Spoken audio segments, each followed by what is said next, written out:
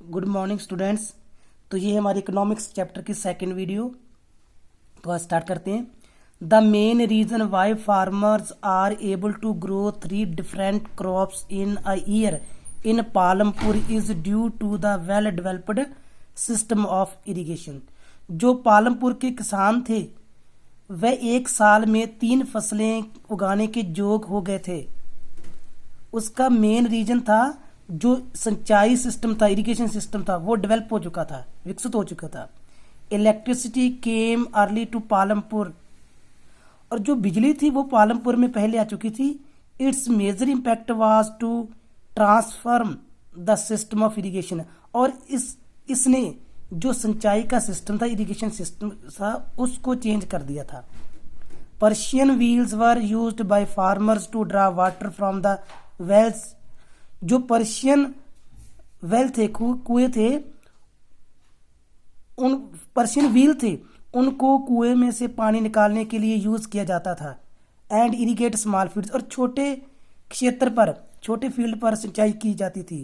People सा that the electric run tubules, इसके बाद लोगों ने बिजली से चलते हुए ट्यूबल देखे। Could irrigate much large area of land, जिसके कारण जो सिंचाई थी वो ज़्यादा एरिया पर हो सकती थी। It is important to increase the area under irrigation, ये बहुत इम्पोर्टेंट है जो इरिगेशन के एरिया को इंक्रीज करना। Because of if a country has to increase its production, अगर किसी भी कंट्री को अपनी प्रोडक्शन जो पैदावार है उसको इंक्रीज करना हो, it has to increase the irrigational area, उसको जो सिंचाई का इरिगेशनल एरिया है उसको इंक्रीज करना पड़ेगा। A waged labor might be employed on a daily basis or for one particular farm activity like harvesting or for whole year। एक दिहाड़ीदार मजदूर को डेली बेसिस के काम करना पड़ता है और हो सकता है उसको सारा साल एक जैसी एक्टिविटी, क्रियाहीक एक्टिविटी करनी ही पड़े, जैसे कि हार्वेस्टिंग।